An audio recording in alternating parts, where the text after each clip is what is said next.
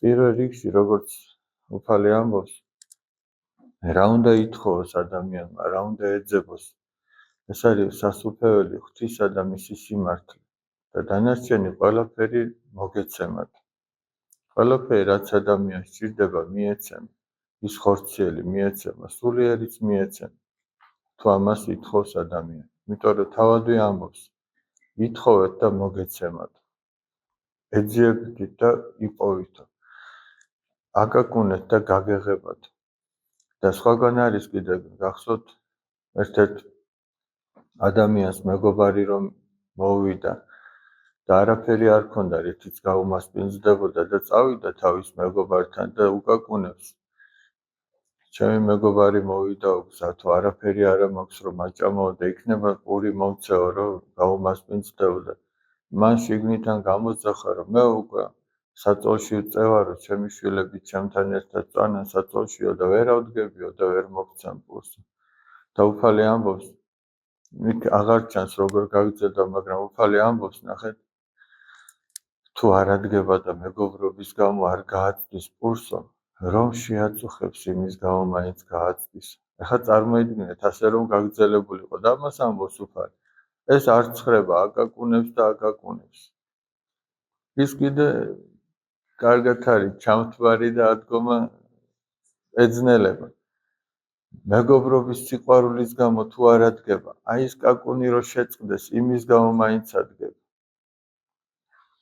და ესეც ლოცვის მაგალითად მოყავს უფალს რომ ნახეთო, კაცი რომელმაც მეგობრობისა არაფერი არ იცის, არც სიყვარულის არაფერი არ იცის, ესეთი კაციც კი უკეთებს იმას სათხოვარს მაინც უსრულებს. და როგორ უფალი არ შეუსრულებს თავის შვილებს, რომელიც დღე და ღამე შეღაღადებენო. შეუსრულებს უფალი ამბობს, მაგრამ როდესაც მოვაო მიწაზეო კვლავ უფალი, ნუ თუ იპოვისო ასეთ რწმენასო, ან ესეთ გულმოდგინებას, ესეთ რწმენას უფლისადმი, ასეთ დამოკიდებულებას იპოვის, რომ აი რა რწმენაზე და დამოკიდებულებაზე ელაპარაკ. ერთი ის რომ გულმოდგინედ ითხოვო და მეორე ის რომ გწამდეს, რომ თუ ეს შენთვის სასიკეთოა უფალი აუცილებლად მოგანიჭებს. და თუ არის ისეთი რამე, რასაც უფალი ან აყოვნებს და ჯერ არ გვისრულებს სათხოვარს, ან საერთოდ არ გვისრულებს, იქაც ადამიანი უნდა ფიქრობდეს, რომ ესე ჩვენი სულისთვის სასარგებლოა. თუ საერთოდ არ გვისრულებს, ესე იგი რაღაცა ისეთ ვითხოვთ, რაც ჩვენ ეს დაგვაზიანებთ. ჩვენ შეიძლება ჩვენი წარმოდგენებით ვფიქრობთ, რომ ეს უკეთესია ჩვენთვის.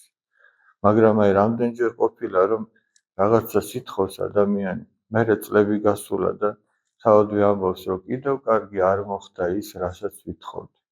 აღმოაჩენს რომ თურმე ის სულ სხვაგვარი რაღაც ყოფილა და კიდევ მე პირადად აღმომიჩენია.